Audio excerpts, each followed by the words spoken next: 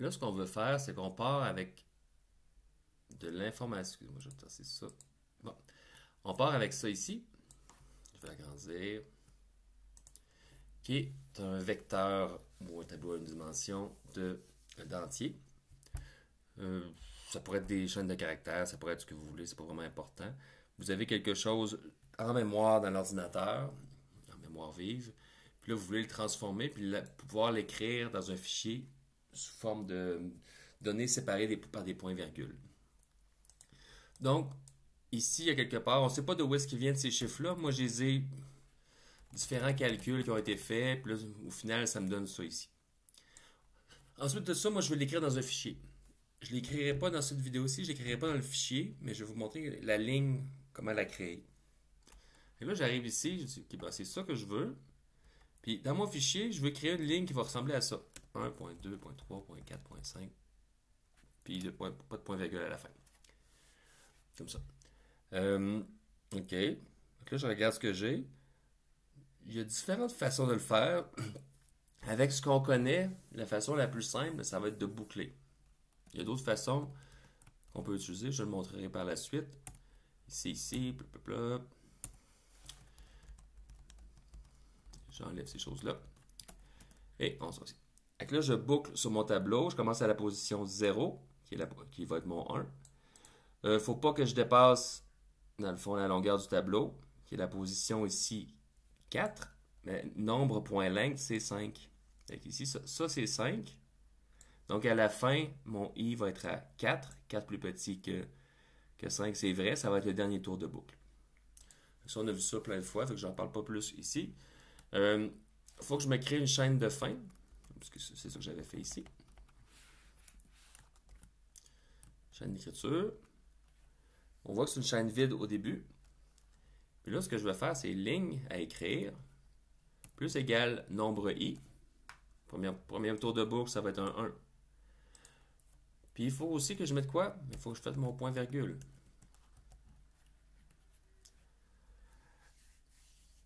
Juste en faisant ça, j'ai une grosse partie de la solution. Il y a un petit problème dans ce code-là.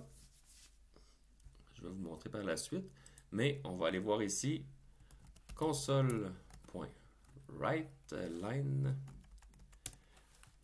Puis on va dire ligne à écrire. Normalement, on l'écrirait dans un fichier, mais je ne veux pas vraiment créer le fichier et tout ça. Mais c'est le même concept, là. On ferait fichier.writeLine. Et ensuite, console.readKey. Et je vais le lancer. Je le lance, je regarde si ça fonctionne bien en premier. Puis après ça, je vais le débugger avec vous, là. Oh, c'est presque correct. Si on regarde bien, il y a une petite problématique. C'est souvent le cas quand on fait des choses comme ça. J'ai un caractère de trop à la fin. Donc là, il y a différentes façons de régler ça. Dans le TP, je vais accepter là, que vous ayez un point-virgule de plus. Mais on peut se poser la question, comment je fais pour détecter que c'est le dernier tour? Une des façons de faire, c'est en faisant ça ici. If -1. Je vais l'expliquer par la suite. Comme je vous dis, c'est le fun en informatique, il y a plein de solutions différentes. Ligne à écrire, plus égale, point-virgule.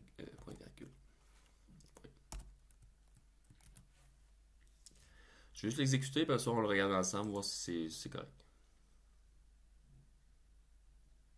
Hop, là, j'ai pas mon point-virgule. Maintenant, voyons comment j'ai fait ça. J'ai mon tableau. Lui ici, mon cas spécial, ça va être le dernier. C'est le dernier, dans le fond, lui, il n'a pas besoin de point-virgule à la fin. Ça fait que soit que je traite tous ceux-là différemment, il faut que je les traite différemment de lui. Donc, il va y avoir un petit if. Donc, si tu es le dernier caractère, ben fais ça. Ou si tu n'es pas le dernier caractère, fais ça. Le dernier élément du vecteur. Donc, ça, c'est une des façons de faire. Donc, je le dis ici. En fait, on va mettre un point d'arrêt et on va le faire ensemble.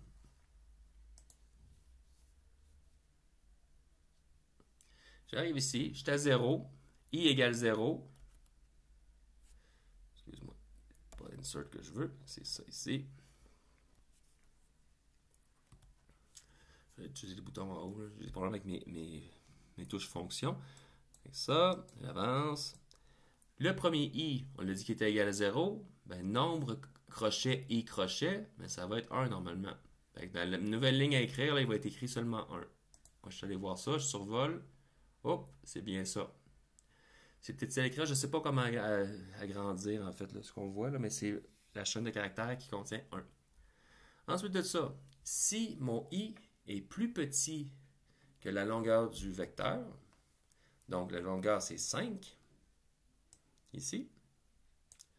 Si mon i est plus petit que la longueur du vecteur, moins 1. Pourquoi moins 1? Parce que ma longueur c'est 5, puis le i plus petit ici, mais il dit qu'il ne faut pas qu'il se rende à 5. Mais moi, je veux même pas qu'il se rende à 5, à la dernière case, je veux qu'il se rende à celle-là. Ça va juste couvrir celle-ci.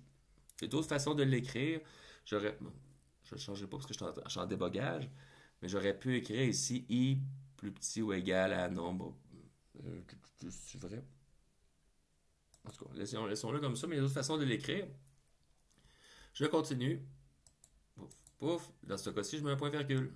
Parce que c'est le premier élément de mon tableau, qui était la position 0. Je vais continuer en faisant continuer quelques fois. Oups. J'aurais aimé ça que ce soit le dernier, ce ne sera pas long. On va recommencer. Puis, je vais mettre un point d'arrêt conditionnel à si mon i vaut 4. Condition i égale 4, c'est là que je veux que tu arrêtes. Fermé. Je fais ça. Ouf. On regarde. Est-ce que mon i vaut 4? Je survole.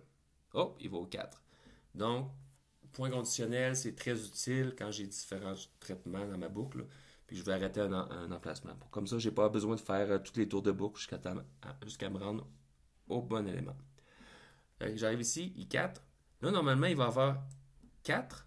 Est-ce que 4 est plus petit que 5 moins 1? Mais 5 moins 1, c'est 4. Est-ce que 4 est plus petit que 4? C'est faux. Donc, je ne rentrerai pas là. Donc, je ne ferai pas le point-virgule final. Je m'en vais ici. Et je fais la dernière incrémentation. Je fais la dernière vérification pour dire, ben, est-ce que tu continues ou tu arrêtes? Et je vais sauter. Et c'est fini. C'est quelque chose qu'on fait assez régulièrement, là, ce genre de traitement-là, de faire quelque chose de spécial, soit pour le premier caractère, le premier élément, ou soit pour le dernier élément. Ça sera à voir, mais ça vous aide dans le travail.